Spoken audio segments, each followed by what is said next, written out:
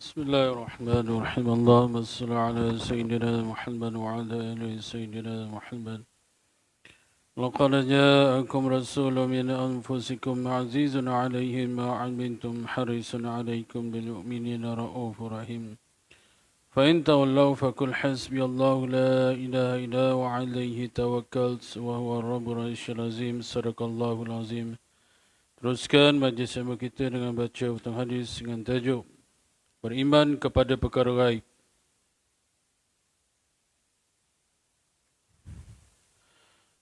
Sayyidina Abu Dzar radhiyallahu an meraihkan bahawa Nabi sallallahu alaihi wasallam menukilkan firman Allah SWT dalam sebuah hadis qudsi, "Wahai hamba-hambaku, sesungguhnya aku telah mengharamkan kezaliman ke atas diriku dan aku telah menjadikannya haram dalam kalangan kamu, maka janganlah kamu saling menzalimi. Wahai hamba-hambaku, semua kamu adalah sesat kecuali orang yang aku beri petunjuk kepadanya. Maka mintalah petunjuk daripadaku, pasti aku akan memberi petunjuk kepadamu.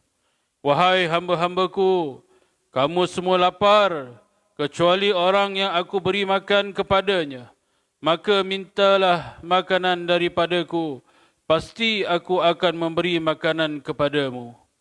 Wahai hamba-hambaku, kamu semua bertelanjang, kecuali orang yang aku beri pakaian kepadanya. Maka mintalah pakaian daripadaku, pasti aku akan memberi pakaian kepadamu.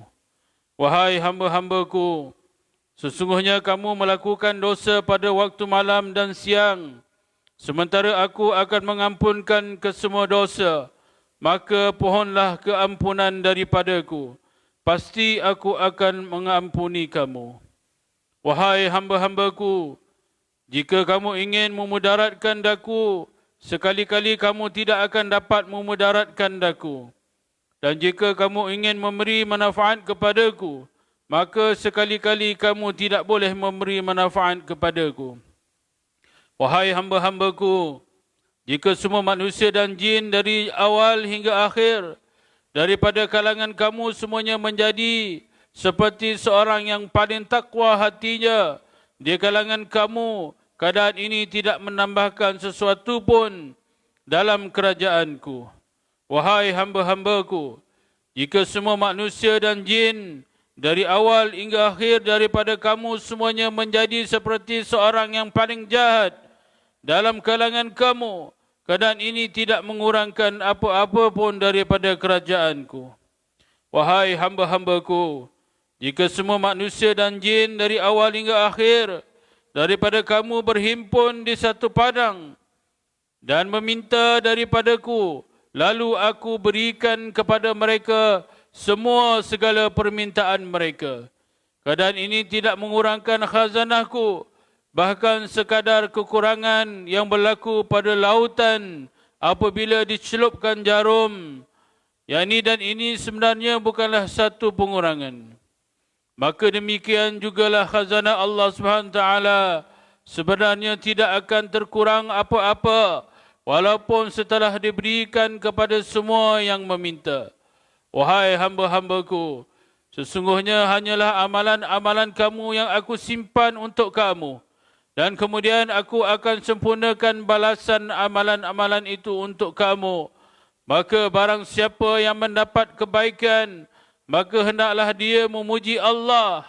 Dan sesiapa yang mendapat selain daripada itu, yakni keburukan akibat dosa, maka janganlah dia mengeji selain dirinya sendiri, yakni kerana perlakuan dosa itu disebabkan godaan nafsunya. Hadis riwayat Muslim.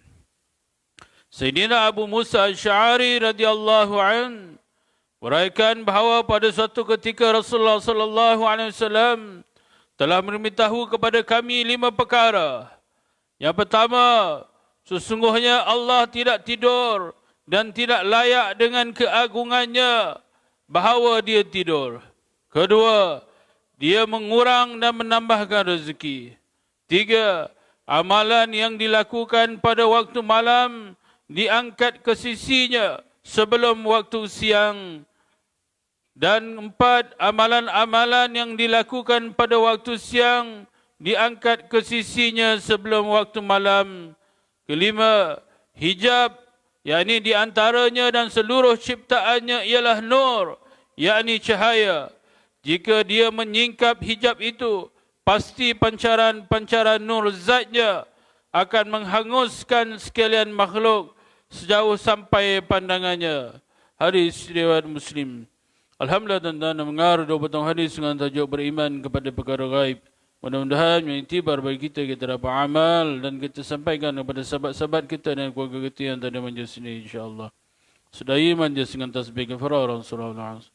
Bismillahirrahmanirrahim. Subhanallah bihamdihi, subhanakallah bihamdika, asyhadu an la ilaha illa anta, astaghfiruka wa atubu ilaik.